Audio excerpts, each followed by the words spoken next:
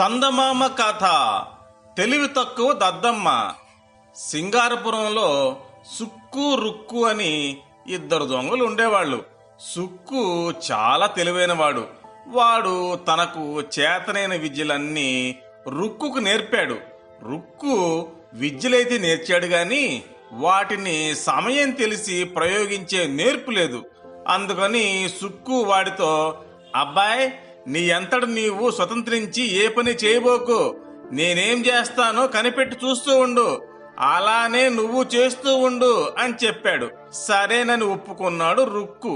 ఒక రోజున వాళ్ళు లక్షాధికారి అయినటువంటి ఒక వ్యాపారి ఇంట్లో కన్నం వేయడానికి వెళ్లారు. సుక్కు కన్నం వేశాడు.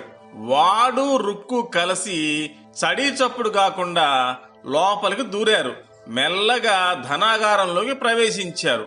సుక్కు ధనము బంగారం ఉండే ఒక పెద్ద పెట్టె తెరిచాడు.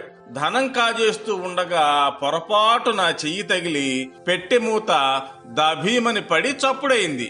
ఆ చప్పుడుకు వ్యాపారికి మెలకువ వచ్చింది. ఆ వ్యాపారి పడుకొని ఉండే, ఎవడ్రా అక్కడ అని కేకేశాడు.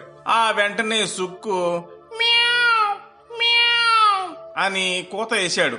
సరే, పిల్లి కాబోలు చప్పుడు చేసింది అని అనుకొని వ్యాపారి అటు పక్కకు తిరిగి మళ్లీ పడుకున్నాడు. ఈసారి రుక్కు అక్కడికి వెళ్లి పెట్టి తీయబోయాడు. దురదృష్టవశాత్తు అది వాడి కాలుకు తగిలి బోర్లా పడ్డాడు. పెద్దగా చప్పుడైంది. వ్యాపారి నిద్రలేచాడు. ఎవడ్రా అక్కడ అని కేకలేస్తూ ఆ గదిలోకి వచ్చాడు. వ్యాపారిని చూసి రుక్కు కంగారు పడ్డాడు. వణికిపోతూ చేతులు కట్టుకొని, నేను రెండో పిల్లండి, క్షమించండి బాబు, ఏమనకండి అని బతిమాల సాగాడు. అప్పుడు వ్యాపారి తన ఇంట్లో దూరిన రెండు పిల్లుల్ని పట్టి కట్టి కొట్టి వదిలాడు. చందమామ కథ.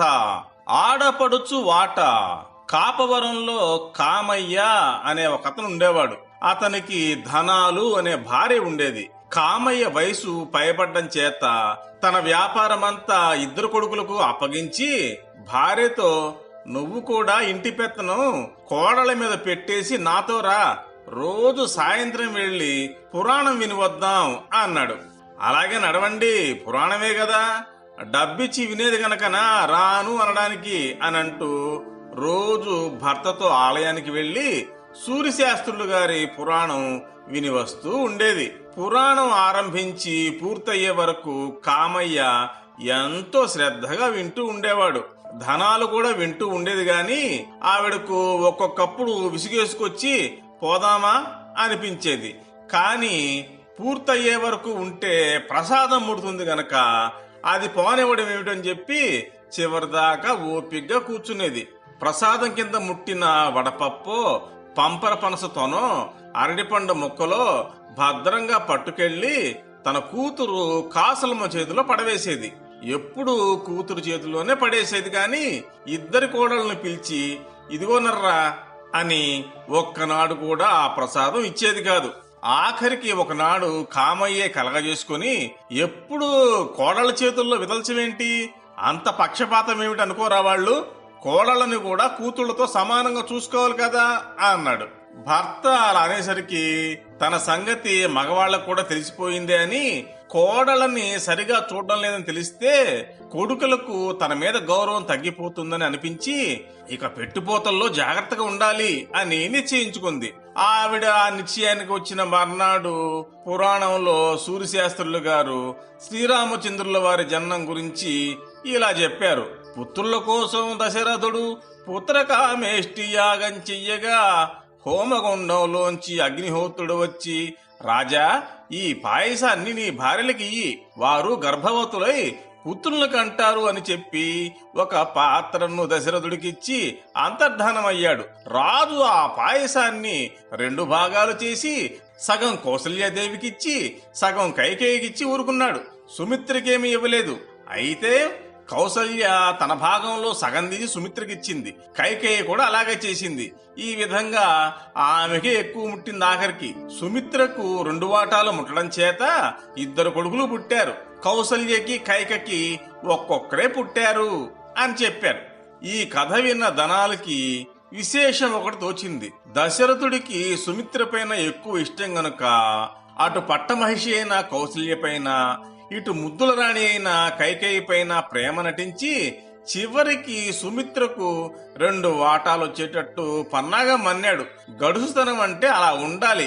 ఇది ఆమెకు తోచిన విశేషం. తను కూడా దశరథుడికి మళ్ళీనే గడుసుతనం చూపి కోడళ్లపైన కూతురి మీద కంటే ఎక్కువ ప్రేమ నటించాలనుకుంది. ఆ రోజున పురాణం అయ్యాక ప్రసాదం కింద అందరికీ తలా ఒక బత్తాయి పండు ఇచ్చారు. కామయ్య రోజుకు మళ్ళనే తన వంతు ప్రసాదం కూడా భార్య చేతిలో పెట్టాడు. ఆమె ఇంటికి వెళ్లంతోనే రోజు మళ్ళీ ఆ పళ్లను కాసులమ్మ చేతిలో పడేయలేదు. పెద్ద కోడలైన బంగారమ్మని పిలిచి 1 పండు, రెండో కోడలైన వరహాలమ్మని పిలిచి 2వ పండు చేతిలో పెట్టింది. ఆ 2 కోడళ్లు కూడా ఆశ్చర్యపోయారు. రోజు కాసులమ్మకి ఇచ్చేవారు, ఇవాళ మాకిచ్చారేంటి అని స్పష్టంగా అడిగేశారు కూడాను. అందుకు అత్తగారు, ఇదివరకు తెచ్చిన ప్రసాదం ఎప్పుడూ రవ్వంతే ఉండేది, అది మీకిస్తే ఏం సరిపోతుందిలే అని కుర్రదాని చేతిలో పడేసేదాన్ని. ఇవాళ చెరువు 1 పండు వచ్చింది గనక మీకిచ్చాను అంది. సరేగాని ఆడపడుచుకు లేకుండా మాకా అన్నారు కోడళ్ళిద్దరు. ఆడపడుచుకు వేరే వాటా ఏమిటర్రా, మీరిద్దరూ చెరో చెక్క ఇస్తే చాలు అంది అత్తగారు తడుముకోకుండా.